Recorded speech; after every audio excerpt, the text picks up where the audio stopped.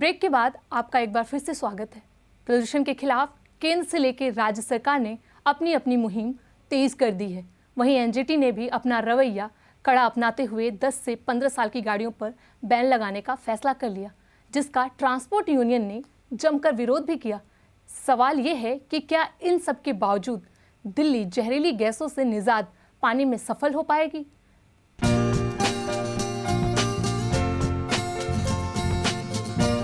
शहर में बेलगाम दौड़ रही गाड़ियां, फैक्ट्रियां और दूषित हवाएं दिल्ली को प्रदूषित होने से नहीं छोड़ रही हैं।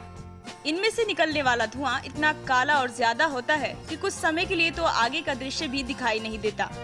इसके अलावा यदि इस धुएं में सांस लेना पड़ जाए तो यकीन मानिए आपका बुरा हाल हो जाएगा। खांसी आने लगती है और आंखों के सामने अंधेरा सा छा जाता है। ऐसी स्थिति में स्वास्थ्य पर काफी गहरा असर पड़ता है।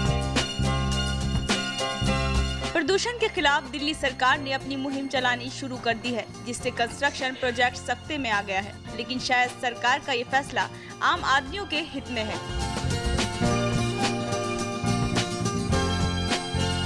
दिल्ली सरकार ने उन 172 कंस्ट्रक्शन प्रोजेक्ट्स को नोटिस जारी किया है, जिनमें दिल्ली पोल्यूशन कंट्रोल बोर्ड से मंजूरी लिए बिना ही निर्माण कार्य चल रहा है।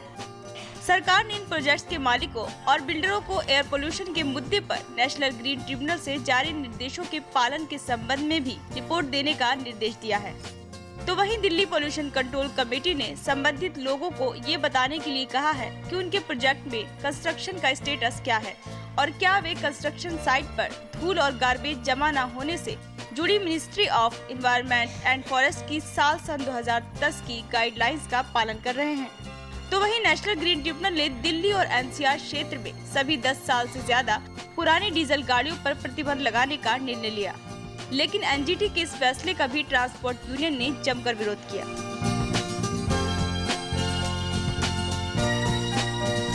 सरकार की एयर पोल्यूशन के खिलाफ लड़ाई में प्रधानमंत्री नरेंद्र मोदी ने भी एक अहम कदम उठाया है। पीएम नरेंद्र मोदी ने पहला national air quality index launch किया। इससे 10 लाख से ज्यादा आबादी वाले शहरों में हवा की गुणवत्ता मापी जाएगी। इसके अलावा सितंबर तक 46 और शहर जुड़ जाएंगे।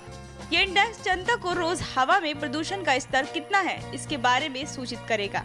पीएम मोदी ने पर्यावरण संरक्षण पर जोर देते हुए कहा है कि ये भारतीय परंपरा का एक अहम पहलू रहा है। हमें इसको हानि पहुँचाने का कोई हक नहीं है।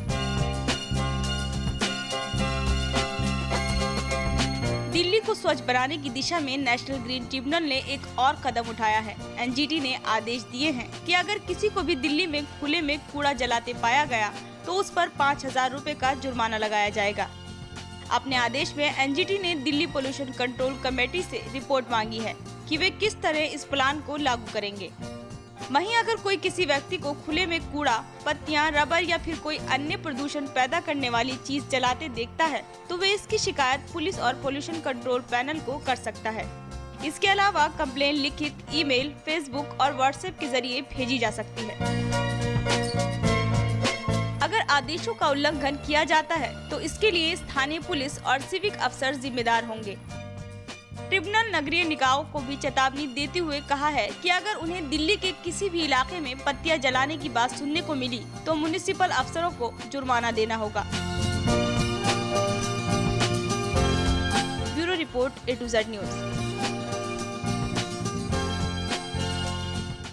तो आपने देखा दिल्ली की हवा में किस कदर जहर फैल रहा है और इसका हमारे स्वास्थ्य पर कितना बुरा असर हो रहा है।